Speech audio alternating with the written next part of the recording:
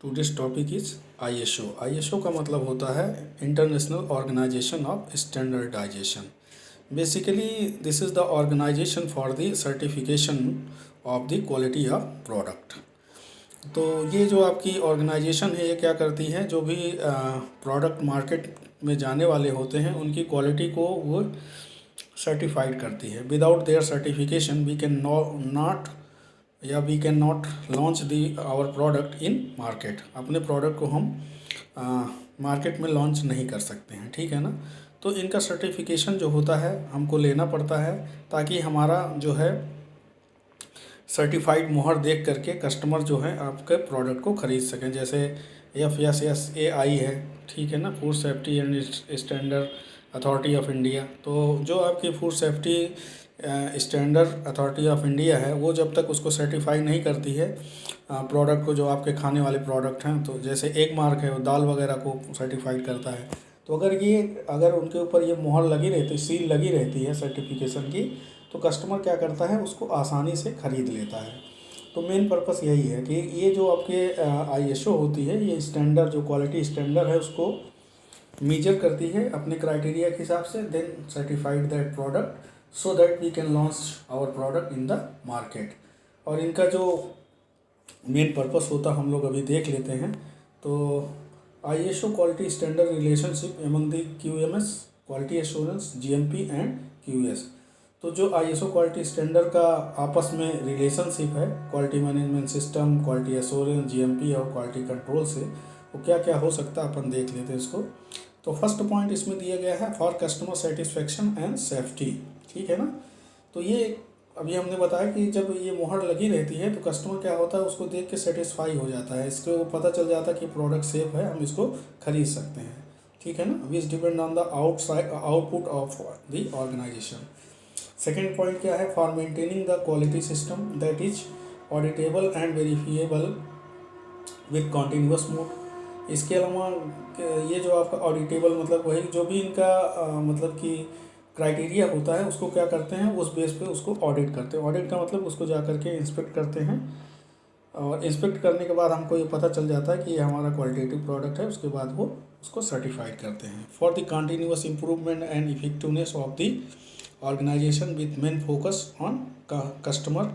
और जो आपका ऑर्गेनाइजेशन है उसमें कंटिन्यूअस इम्प्रूवमेंट और इफ़ेक्टिवनेस आता रहता है, अगर इस तरीके का क्वालिटी इम्प्रूव करती है तो इंडस्ट्री, ठीक है ना। Now ISO standard is concern with the standard development based on global expert opinion. तो जो इंटरनेशनल है तो इसका मतलब कि जो भी आपका वर्ल्ड लेवल पे स्टैंडर्ड डेवलपमेंट का प्रोग्राम होता है उसको बेस मान करके ये लोग सर्टिफाइड करते हैं उसको। अगला जो होता है capacity building activities by technical assistant. तो जो आपकी बिल्डिंग एक्टिविटी है वो आप जो टेक्निकल असिस्टेंट होते हैं उनके द्वारा जो है उसको असिस्ट की जाती है ताकि वो आपको वहाँ पे बेटर प्रोडक्शन हो सके, बेटर क्वालिटी का प्रोडक्शन हो सके। Research and training for the education about standard. और इसके अलावा ये क्या करते हैं, रिसर्च और ट्रेनिंग प्रोग्राम ऑर्गेनाइज करते हैं ताकि वो लोग एजुकेट हो सकें और अपने प्रोडक्ट की क्वालिटी को इम्प्रूव कर सकें। तो ये जो आपकी इंटरनेशनल ऑर्गेनाइजेशन ऑफ स्टैंडर्डाइजेशन है, इनके जो हैं कुछ सीरीज होती हैं, मानक होता है, और उस मानक के अनुसार वो किस चीज़ को कुछ गाइडलाइंस होती हैं, कुछ मतलब उनका क्राइटेरिया होता है, और उस क्राइटेरिया के हिसाब से वो उस प्रोडक्ट को अपना वो ISO मार्क देते हैं। जैसे ISO 9003 सीरीज़ जो है, तो इसमें ISO 9000 किसके लिए होता है, quality assurance and quality management concept guideline for selection. दूसरा आपका क्या है ISO 9001, ये आपका quality assurance in design production and development of the system service and installation, ठीक है ना। ISO 9002 ये क्या होता है, quality assurance in production service and installation. ISO 9003 क्या होता है, model for QA in final inspection and finished good testing. ISO 9004 guideline for QA and quality management planning implementation efficiency and improvement. तो अलग अलग एरिया का जो इनको certification करना है उसको इन्होंने अपने एक सीरीज में डिवाइड कर रखा है, और उस सीरीज को वो लोग उसका जो आपका जब सर्टिफिकेशन होता है तो उस सीरीज़ का उस पर वो मुहर लगा देते हैं। तो इससे ये आइडेंटिफाई हो जाता है कि ये किस तरीके का स्टैंडर्ड या किस तरीके की क्वालिटी, इसमें किस चीज़ की क्वालिटी, मतलब कौन सा क्राइटेरिया इन्होंने उसको सर्टिफाइड किया। जैसे ISO 9001 है, तो इसमें आपका quality assurance in design, production and development of the system and service and installation. तो अगर इस तरीके का कोई इंस्पेक्शन करके जब उसको सर्टिफाइड किया जाता है तो उसमें ISO 9001 की मुहर लगती है, ठीक है ना। Now requirement of ISO 9000 series, तो जो कुछ रिक्वायरमेंट होती है, मतलब कि उसको हम किस तरीके से मीन्स सर्टिफाइड करा सकते हैं, तो उसके लिए कुछ क्राइटेरिया, कुछ रिक्वायरमेंट्स होती है। तो उसमें पहला जो है आपका responsibility of management of the organisation, quality system and design control, documentation regarding stakeholder contract and purchasing और प्रोसेस कंट्रोल। तो ये उसके कुछ रिक्वायरमेंट्स हैं। तो इसमें ठीक है ना, responsibility of the management of the organisation, इसके अलावा quality system and design control, documentation regarding stakeholder contract and purchasing process control. अब ISO का एडवांटेजेस क्या क्या हो सकता है। इंक्रीमेंट इन मार्केटेबिलिटी, तो हम मार्केट की जो आपका मतलब कि मार्केटिंग जो होती है आपकी, उसके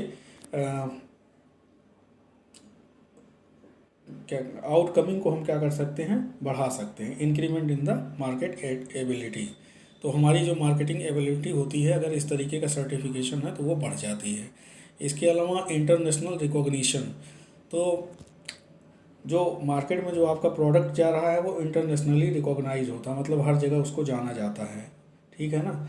इसके अलावा रिलायबिलिटी इन द मार्केट, जाहिर सी बात है कि जब इस तरीके का वो मोहर लगी रहती है तो मार्केट, जो भी आदमी ख़रीदता है या जो मार्केट वाले ले रहे हैं वो, उसमें रिलायबिलिटी बढ़ती है। इसके अलावा capability of the providing quality product to safety the customer, ये भी बात सही है। Improvement in the relationship with customer and stakeholder, ठीक है, कस्टमर और स्टेक होल्डर इन दोनों में जो है एक रिलेशनशिप बना रहता है अगर इस तरीके का वो प्रोडक्ट बेचता है तो। नाउ ISO 14000 क्या होता है। ISO 9000 तो ऊपर आपने देखा, ISO 14000 क्या करता है, provide practical tools to manage the environmental responsibility of the companies and organisation.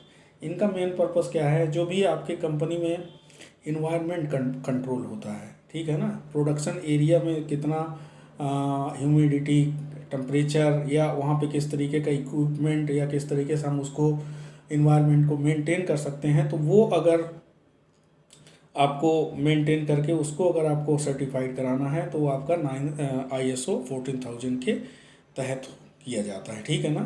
It was initially published in 1996 and revised in 2004, और इसके बाद जो है जो आपका ये आपका ISO 14000 था, ये आपका 1996 में पब्लिश्ड हुआ था। इसके अलावा उसको 2004 में रिवाइज किया गया था, ठीक है ना। तो ये आपकी सीरीज होती हैं ISO 9000, जैसे हमने बताया कि उसमें कुछ क्राइटेरिया होगा जो उन्होंने उस सीरीज में उसको दे रखा है। नाउ फीचर्स ऑफ ISO 14000, उसकी क्या क्या फीचर्स हो सकती हैं।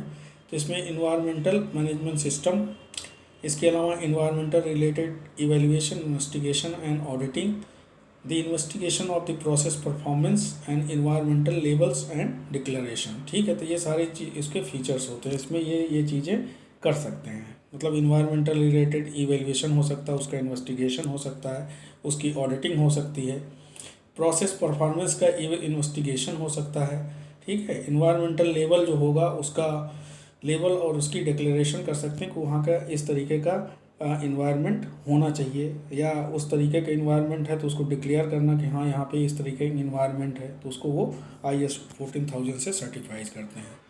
फिर उसका एडवांटेजेस ISO 14000 का क्या क्या हो सकता है।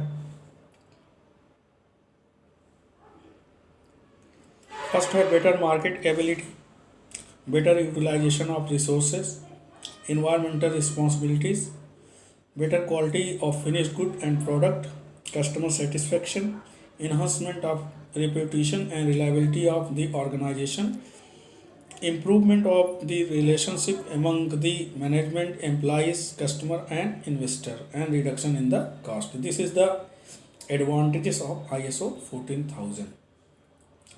एक टॉपिक आपका और भी है ये NABL, national accreditation board for testing and calibration.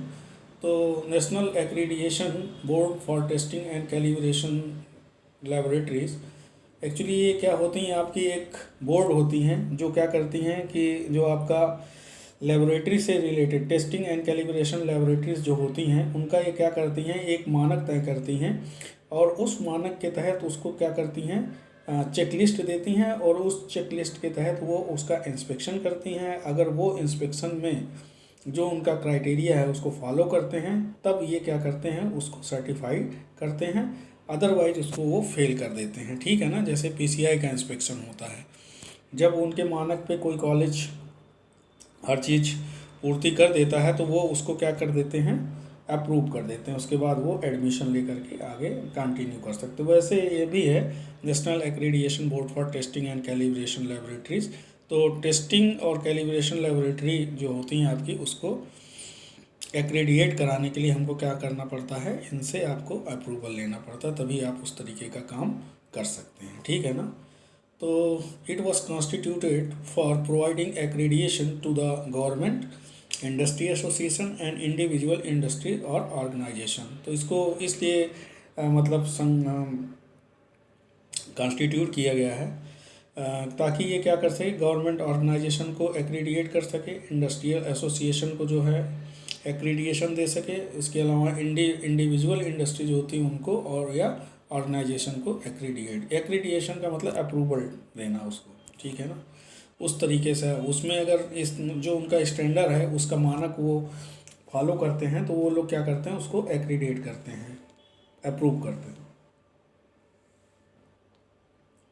NABL and ISO principal दोनों का सिद्धांत क्या होता है, तो एक्रीडिएशन सिस्टम जो होता है इनका जो, जैसे वहाँ पे ISO 9000 था, वैसे इन लोगों का जो है दोनों का मिला करके यहाँ पे ISO/IEC 17011 ये आपका जो आया था एक्रीडिएशन के लिए नंबर, या एक्रीडिएशन का ये जो इंडिकेशन मार्क था वो 2017 में आया हुआ था। ठीक है। इसके अलावा टेस्टिंग एंड कैलिब्रेशन लेबोरेटरी के लिए इन्होंने इस तरीके का मानक दिया, ISO/IEC 17025 2005 और ये 2017 के लिए। उसके अलावा मेडिकल लेबोरेटरीज़ के लिए इस तरीके का जो ISO 15189 2012 में आया था। PPT प्रोफिशिएंसी टेस्टिंग प्रोवाइडर्स, इनके लिए ये अलग नंबर दिया गया था, और रेफरेंस मटेरियल प्रोड्यूसर के लिए अलग नंबर दिया गया था।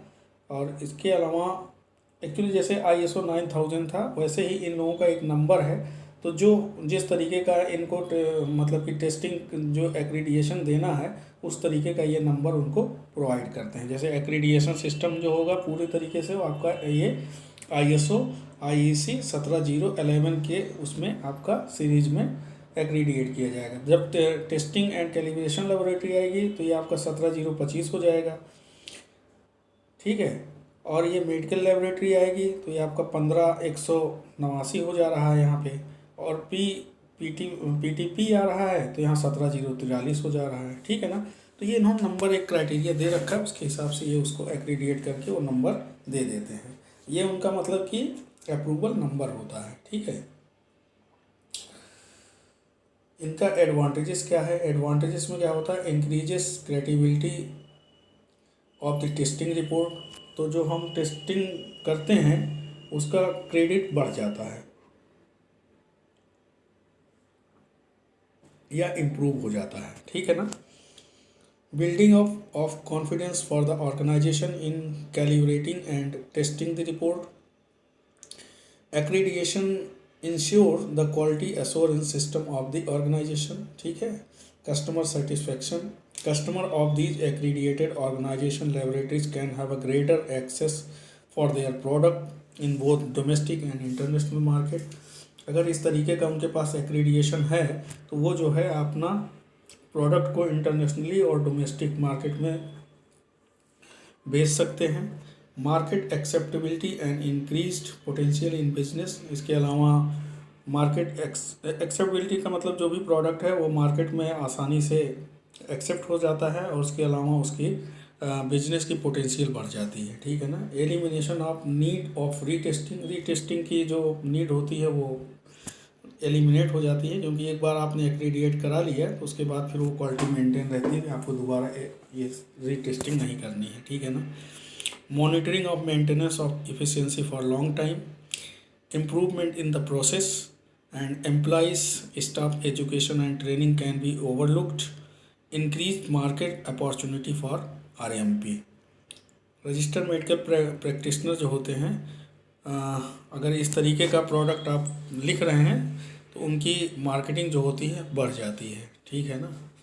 जैसे जेनरिक और क्या बोलते हैं उसको, पेटेंट दवाएं, तो पेटेंट दवाएं अगर कोई डॉक्टर लिख रहा है तो उसमें मार्जिन कम होती है। अगर पेशेंट को पता चल जाए उससे उसको अच्छा रिस्पांस मिल रहा है तो उस डॉक्टर का जो प्रिस्क्रिप्शन होता है उसका बढ़ जाता है, ठीक है ना। मतलब उसी के पास पेशेंट जाते हैं ताकि उसको आराम हो, है ना।